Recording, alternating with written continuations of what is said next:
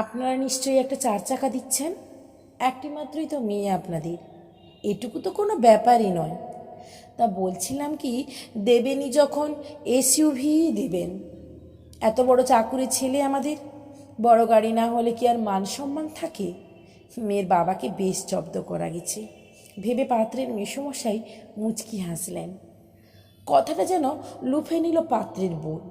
কি জানেন মেসোমশাই, গাড়িতে সানরুফ থাকলে বৌদিরই সুবিধা। আজকাল তো রিলসের যুগ, সবাই নানা সাজে নানা ঢঙে বানিয়েই চলেছে, আর মিলিয়ন ট্রিলিয়ন ভিউ পাচ্ছে। সেখানে বৌদি যদি গাড়ির ছাদ দিয়ে মুখ বাড়িয়ে হাত ছড়িয়ে ওড়না উড়িয়ে কালে টোল ফেলে হাসে, কেমন লাইক আর কমেন্ট পড়বে ভাবতে পারছেন? আমি তো জাস্ট ভেবেই। বৌদি, তুমি তো পুরো ছেয়ে যাবে গো, আদুরে সুরে ঢেউ তুলল সুস্মিতার হবু ননদ অরুণিমা।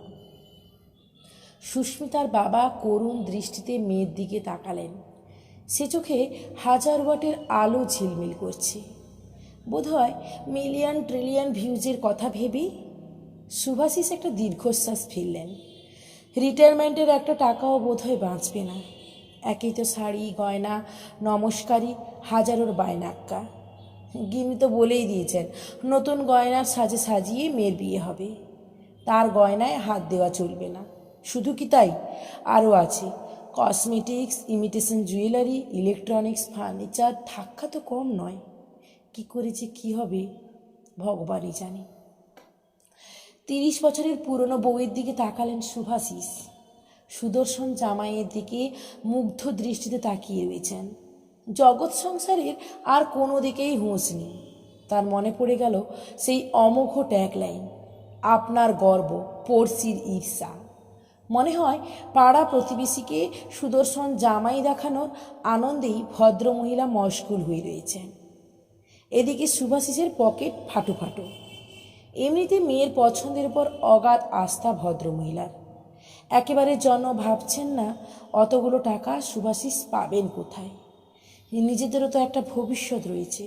বুড়ো হচ্ছেন, রিটায়ার করেছেন, রোগবালাই সঙ্গী হলো বলে।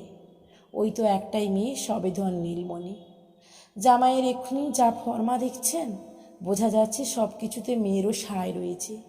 কে জানে জামাই মারফত মেয়ে নিজের শখ পূরণের বন্দোবস্ত করছে কিনা। যা দেখনদারির যুগ পড়েছে আজকাল, সবই সম্ভব। অদূর ভবিষ্যতে নিজের ভাবনা নিজেকেই ভাবতে হবে। কিন্তু এত টাকা এক্ষুনি খরচ হয়ে গেলে কি ভাববেন, আর কীভাবেই বা ভাববেন?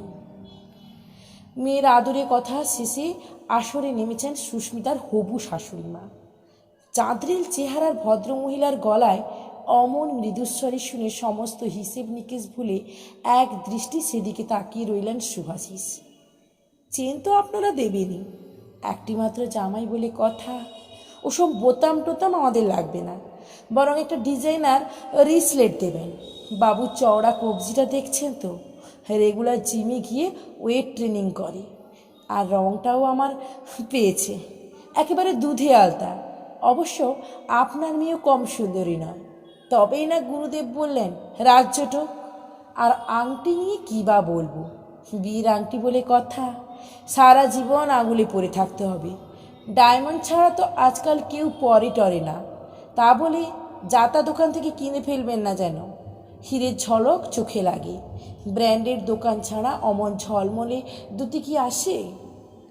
মোগলাইতে কামড় দিয়ে গাল এঁটো করে হেসে পাত্রের মাসি বললেন, এতদিনে অর্ক নিশ্চয়ই সুস্মিতাকে বলেছে যে এই বয়সে চাকরির জোরে সে হেভেন স্টার।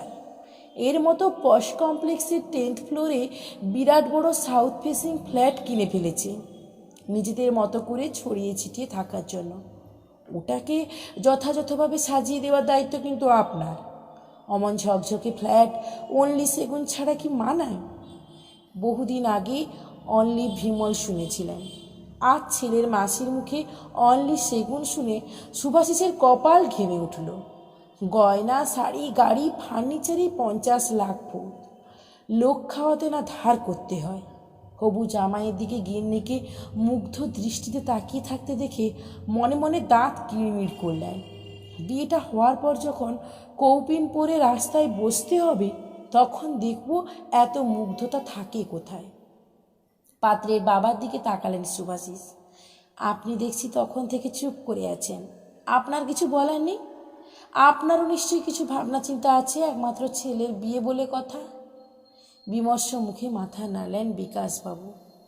সুস্মিতা আদুরে গলায় বলল, বলুন না কাকু, ইচ্ছে বলতে দোষ কি? পরক্ষণেই মুখখানা অস্বাভাবিক গম্ভীর। কান খুলে শুনে রাখ অর্ক, এ বিয়ে আমি করছি না। এতক্ষণ ধরে চুপচাপ নাটক দেখছিলাম যে বিয়ে নামক প্রহসনের মঞ্চে দাঁড়িয়ে মানুষের চাহিদা কতদূর লাগাম ছাড়া হতে পারে। বসে থেকেও অর্ক যখন কোনো প্রতিবাদই করেনি, তখন ধরে নিতে হবে এতে ওর সায় আছে। মেয়ের বাবাও একজন মানুষ, কোনো কল্পতরু নন যে সামনে এসে নিজেদের ইচ্ছা কথা বললেই চটপটটা পূরণ হয়ে যাবে। আমি চাকরি করি, ফার্নিচার কিনতে হলে, দামি গাড়ি চড়ার শখ পূরণ করতে হলে দুজনে মিলে পয়সা জমিয়ে ধীরে ধীরে করব। খামোখা বাবার উপর চাপ দিতে যাব কেন? সুভাষিস বাবুর চোখে জল, মুখে হাসি। একটু আগে এই মেয়েকে কিনা তিনি ভুল বুঝেছিলেন। মেয়ে তার অবস্থা বোঝে, তিনি মেয়েকে বোঝেন কি? সোফা ছেড়ে উঠে দাঁড়িয়েছেন বিকাশবাবু। সুভাষিস অবাক চোখে দেখলেন তিনি এগিয়ে গিয়ে সুস্মিতার মাথায় হাত রেখেছেন। এতক্ষণ ধরে ঠিক এটাই শুনতে চাইছিলাম।